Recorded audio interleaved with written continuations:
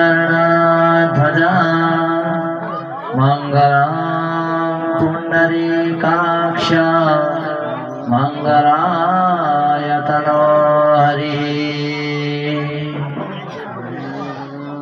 अखण्डमण्डलाकारं व्याप्तमेन चराचरम् तत्पदां दर्शितं येन तस्मै श्री परमात्मने तस्मै श्री गुरवे नमः। ध्येयं सदा परिभवं नववीष्टदोहं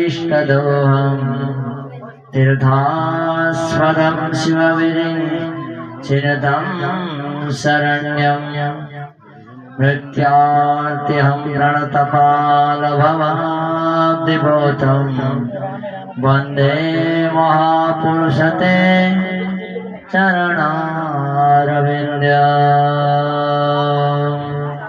युगुलमाजो जतिसन्मरेका अकालमृत्युबळङ्गरेखा पाहुन सबैले श्रीवैकुण्ठधामा वन्दे गरुडै श्रीहरिमा प्रणामा।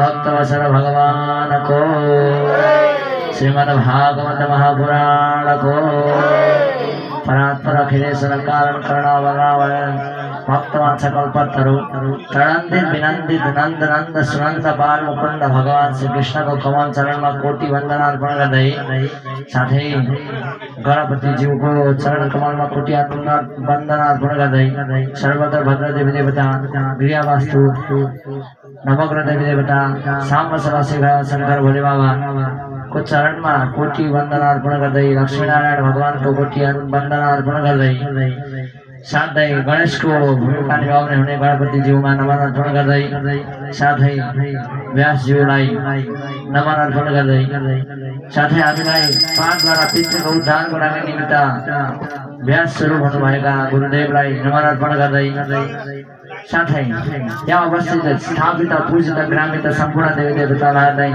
नमन अर्पण गर्दै धर्म प्राणी दाजुभाइ दिदीबहिनी तथा सद्भाव धर्म अनुरागी माता पिताजीलाई नमन अर्पण गर्दै साथै सम्पूर्ण उपस्थित भक्तजनहरूलाई हार्दिक कृतज्ञता अर्पण गर्दै यो मेरो सानो स्वरलाई ठुलो बनाएर मायाको सिस्टम मिलाइदिनु हुने यो सिस्टम मिलाइदिनु हुने दाजुलाई पनि नमन अर्पण गर्दै र सङ्गीतको पारखी दाजुहरूलाई पनि नमन अर्पण गर्दै हामीले यो ढिगु गोत्रमा उत्पत्ति भएका दिवंगत पितृहरूको उद्धारको हेतुको कामना गर्दै यो ओखलढुङ्गा जस्तो यस्तो पवित्र ठाउँमा हामीले श्रीमद् भागवत महापुराण आयोजना गरेको आज द्वितीय दिवसको पनि तृतीय सत्र हाम्रो प्रारम्भ भइसकेको छ। तृतीय दिवस प्रारम्भ हुनुभन्दा अगाडि हामीले अघिसम्म तृतीय स्कन्धसम्म हामीले कथा विस्तार प्रसङ्ग हामीले राखेर विश्राम गरेका थियौँ र भन्नुहोस् त पहिला सुरु तृतीय स्कन्धमा हामीले कहाँ प्रसङ्ग राखेका थियौँ? तृतीय स्कन्धमा हामीले प्रसङ्ग कहाँ राखेका थियौँ?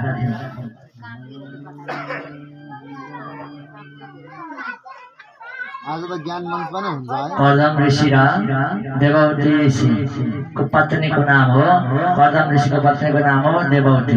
उहाँको पुत्रको नाम हो कपिलदेव भगवान। कपिलदेव भगवानले हाम्रो मनुष्य जुनै केही होइन यो नरकको जुनी हो त्यसैले यसबाट पार तर्नुपर्दछ माताजी भनेर दिव्य ज्ञान दिनुभएको थियो देवौतीजीलाई भन्ने प्रसङ्ग गर्दै हामीले तृतीय स्कन्ध यहीँनिर विश्राम गरेका थियौँ। अब मनु र शतरूपाबाट अरू कन्याहरू पनि उत्पत्ति हुनुभएछ। उहाँको नाम हो अब चतुर्थ स्कन्धमा प्रसङ्ग आउँदछ। अब हामी लामो भूमिकालाई नबालिकन कथामा प्रवेश गर्नेछौँ र अब हामी यहाँ भजन गाउनको लागि हामीले यो करेन्टले साथ दिएन नदिएपछि अब सिधै प्रसङ्गमा हामी लाग्नेछौँ।